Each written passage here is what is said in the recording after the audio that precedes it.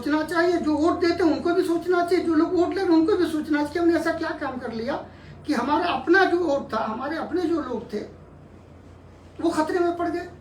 तो हम ये कहना चाहते हैं कि अब देश के तमाम लोगों को इसको हिंदू मुसलमान में बांटने के बजाय उनको ये सोचना चाहिए कि कहीं ऐसा तो नहीं कि मुसलमानों से डरा करके दूसरी तरफ मुसलमानों के खिलाफ मोब लिंचिंग करके, जो लोग मोब लिंचिंग करते हैं उनके साथ जो सरकारों का, मौजूदा सरकार का की जो मोहब्बत है, जब वो लोग जेल जाते हैं और वापस आते हैं तो मंत्री जाकर उनको हार पहनाता है, उनका इस्तकबाल करता है, उनका अभिनंदन करता है।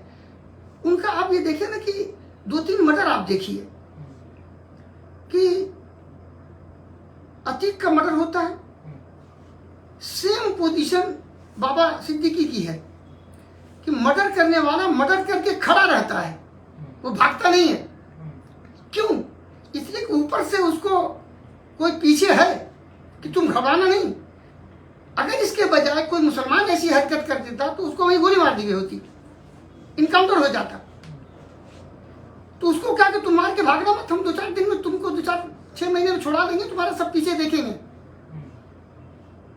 तो ये जो फर्क आया है, तो मेरा अपना कहना है कि जो लोग ये काम कर रहे हैं उनको ये सोचना चाहिए कि जब ये शेर जो होता है जंगल में होता है तो वो मांस खाने वाला है, तो वो हरण का और बकरी का जो पा जाता है उसका शिकार करता है, जो जंगल के जानवर हैं। लेकिन जब वो गांव में घुस जाता है या शहर में घुस जाता है तो आदमखोर हो जाता है। तो जो लोग 20 को मारने के चक्कर में पड़े हैं, जब शेर जो है, जिनको शेर बना के भेजा गया मोब लिंचिंग के लिए, उनके मुंह में खून लग जाएगा, और खून लग जाएगा तो शेर फिर अपना और दूसरा नहीं पहचानेगा, उसको तो खून चाहिए। तो ऐसी जो काम किया जा रहा है, इस काम से रुकना चाहिए और सबको ले करके वो जो विश्वास की बात पैदा की गई थी।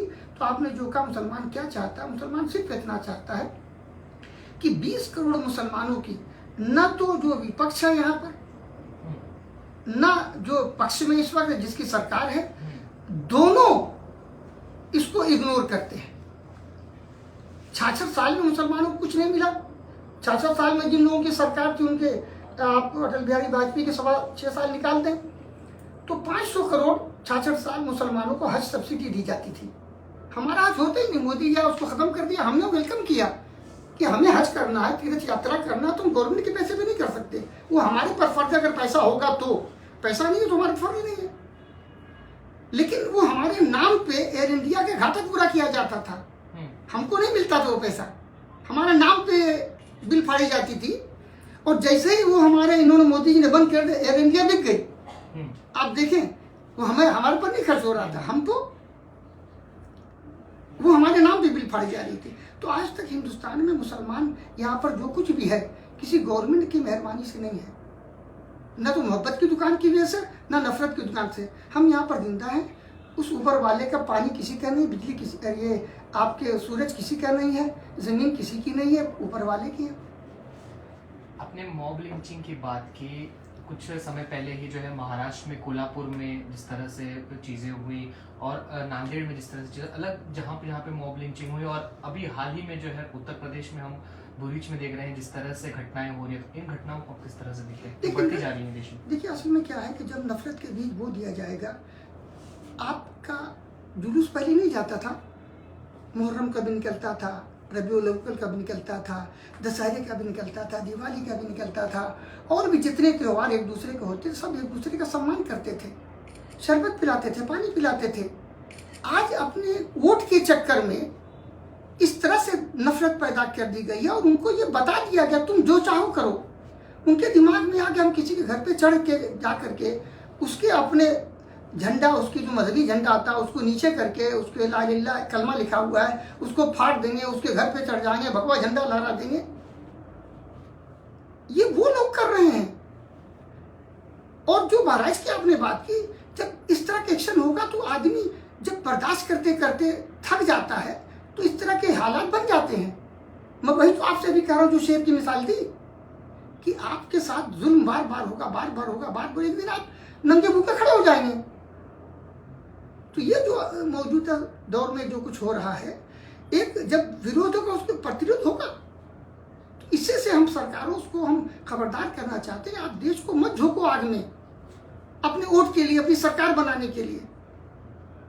नैतिकता खत्म हो चुकी है, संवेदनहीनता बढ़ती जा रही है, संवेदनशीलता खत्म होती जा रही है। जो मंत्री जो बोल देता है, कल वो एक टीवी पे मैं देख रहा था, वो पहले एक पत्रकार थे आपके भाजपा के प्रवक्ता हैं, वो कह रहे जो लोग भी किसी के पक्ष में बोलेंगे यानी मुसलमानों के, उनके ऊपर केस किया जाएगा। यानी अब यहां तक गिर चुके हो कि भाजपा का उसको धमकी दे रहा है एक मुसलमान प्रवक्ता को, वो क्या त्रिपाठी नाम नहीं याद आ रहा उसका, वो धमकी दे रहा है एक मुसलमान प्रवक्ता को कि अगर तुम ये बोलोगे तो तुम्हारे ऊपर केस करेंगे ऑन रिकॉर्ड। सोचिए कहाँ जा चुके हैं। तो इसलिए मैं ये समझता हूँ कि अब मुसलमानों को ये फैसला करना होगा कि अगर हमें हिस्सेदारी दी जाती है, सीट शेयरिंग की जाती है, महाराष्ट्र में हम तकरीबन 13.9% हैं, तो 14 अगर मान लेते हैं तो 42 सीटों का हमारा वो बनता है। तो 42 सीटों का अगर हमारा हिस्सा बनता है तो हमें 42 सीटों का वो देना चाहिए। और अगर 13 मान लेते हो तो कम से कम 37 सीटें, 37 हमारी 38 बनती है, 39। तो इतना सीट मुसलमानों को देना चाहिए, मुस्लिम पार्टी को देना चाहिए, और मुस्लिम पार्टियों को दे करके वो जिसको चाहे दे। अगर हमें उसको हिस्सेदारी मिलेगी तो हम तो फिर उस 45 सीटों में बंटवारा करेंगे, हम तो ईमानदारी से बंटवारा करेंगे। जितना ओबीसी उसको ओबीसी को देंगे, सिर्फ मुसलमान को नहीं देंगे। हम तो जो वंचित समाज के लोग जिन्हें आज तक नहीं पूछा गया, हम उनको देने की कोशिश करेंगे। उन लोग को भी आगे बढ़ाना है, सारा समाज परेशान है, सिर्फ मुसलमानों का मसला थोड़ा है। अगर हम पार्टीज की बात करें महाराष्ट्र में, अब आरयूसी की अगर हम बात करें तो किस तरह से आगे जाने वाले हैं महाराष्ट्र चुनाव में, क्या किसी गठबंधन के साथ जुड़ेंगे या मुस्लिमों के लिए देखिए हम लोगों की बात चल रही है, हम लोग एक तीसरा मोर्चा बनाने के लिए अग्रसर हैं और बातचीत हमारी चल रही है बहुत से लोगों से। अभी चूंकि बात एक पहुंची नहीं है अपनी कंकरीब उस पर, अगर कोई फैसला होता तो नीयत हमारी है कि एक तीसरा मोर्चा बना करके, इसलिए दोनों लोग परेशान हैं।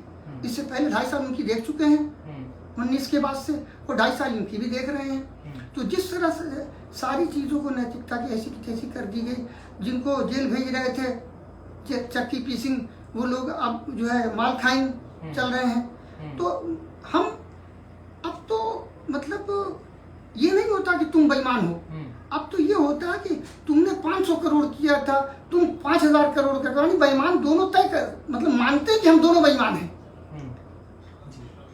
वो उसको कहता तुम 5000 करोड़ के, वो कहता तुम 50,000 करोड़ की हो, यानी दोनों एक दूसरे पे इल्जाम लगाते हैं, यानी कि दोनों चोर हैं। तो मुझे ऐसा लगता है कि तीसरा विकल्प आना चाहिए। पब्लिक 3 से 66 साल में परेशान हो चुकी है, सबको देख लिया, सबका साथ का। अब जरूरत इस बात की सामाजिक न्याय की बात होनी चाहिए, सामाजिक हालात को अच्छा करने की बात होनी चाहिए। जिस तरह पहले लोग एक दूसरे से मिल के रहते थे, उस तरह की जो लोग बात करें, हम महाराष्ट्र की जनता से भी आपके लिए आह्वान करेंगे कि इस तरह के लोगों को वोट देना बंद करें और अच्छे लोगों को ले आएँ, ताकि आपका विकास हो सके। जो ईमानदारी, जब जिंदा रहेंगे तो विकास होगा ना। अब तो किसी को पता नहीं कल सुबह कौन बचेगा कौन नहीं बचेगा, चाहे वो हिंदू मुसलमान हो, सिख हो, ईसाई, कोई भी नहीं। घर से लोग जाते हैं, किस महिला की इज्जत टूट जाएगी पता नहीं। छोटी छोटी बच्चियों के साथ वो हो रहा है, वहाँ भी ये चल रहा है कि तेरी हुकूमत में हुआ था, मेरी हुकूमत में हुआ था। अरे भाई जिसकी हुकूमत उससे सवाल होगा ना, तो बनाते लगते 25 साल पहले तेरे साथ ये हुआ था, तो ये गलत है। जिसकी हुकूमत है उससे सवाल किया जाएगा, उसको जवाब देना चाहिए। पुराना क्या हुआ, अगर पुराना खराब था तभी तो आपके लिए आए, अब आप अच्छे बन के दिखाओ ताकि पुराने को आने न दो। मैं ये समझता हूँ कि महाराष्ट्र में अगर हम लोगों को गठबंधन बनेगा, मुझे उम्मीद है, और नहीं बनता तो आरयूसी अपनी क्षमता के एतबार से हम चुनिंदा सीटों पे यहाँ पे इलेक्शन लड़ेंगे और बड़ी ताकत से लड़ेंगे।